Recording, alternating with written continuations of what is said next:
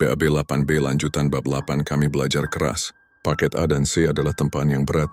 Aku belajar membaca, menulis matematika dan sejarah. Terutama sejarah tentang kolonialisme, kerajaan Bali, dan peristiwa-peristiwa yang selama ini hanya dongeng bagiku. Setiap kali nama Belanda disebut, jantungku berdebar.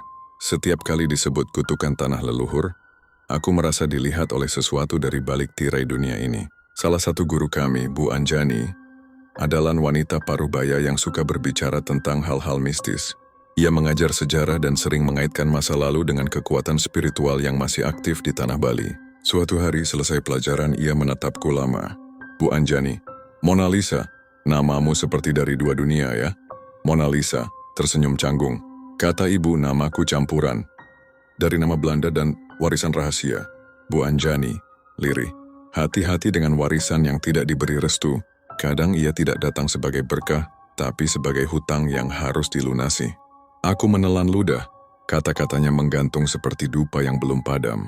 Malam sebelum jadwal masuk SMA diumumkan, aku duduk di halaman rumah kos. Langit Bali berkilauan penuh bintang, tapi aku tahu di balik bintang itu ada mata yang terus mengawasi.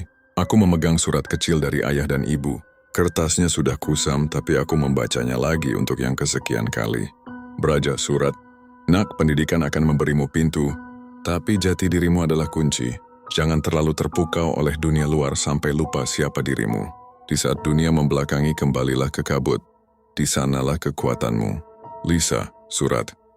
Jika kau mulai takut, pejamkan mata, dengarkan hatimu.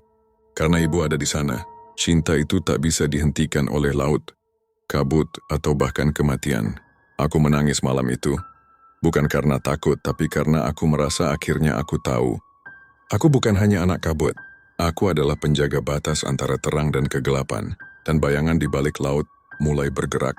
Ketika pertama kali kami menginjakkan kaki di Pulau Dewata, semua terasa seperti dunia lain. Kota Denpasar bagaikan kehidupan dari mimpi yang tak pernah kami bayangkan. Mobil melaju seperti tanpa kendali. Motor berteriak keras, orang-orang berjalan cepat seolah waktu selalu mengejar mereka. Sementara aku dan Jingga, kami berdua seperti potret dari masa lalu yang tersesat di masa depan. Pakaian kami warisan dari Dusun Halimun. Begitu kontras di tengah keramaian ini. Aku mengenakan kemben cokelat tua, dibalut dengan selendang hijau lumut yang melilit pinggangku. Rambutku digelung sederhana dengan sanggul berbunga melati kering, dan kaki kami tanpa alas, seperti hari-hari biasa di dusun. Jingga pun demikian. Ia mengenakan kemben bermotif daun cemara, dan sarung panjang dari tenun dusun. Rambutnya dikuncir rapi, dengan hiasan manik-manik dari biji kenari yang sering dipakai di perayaan adat.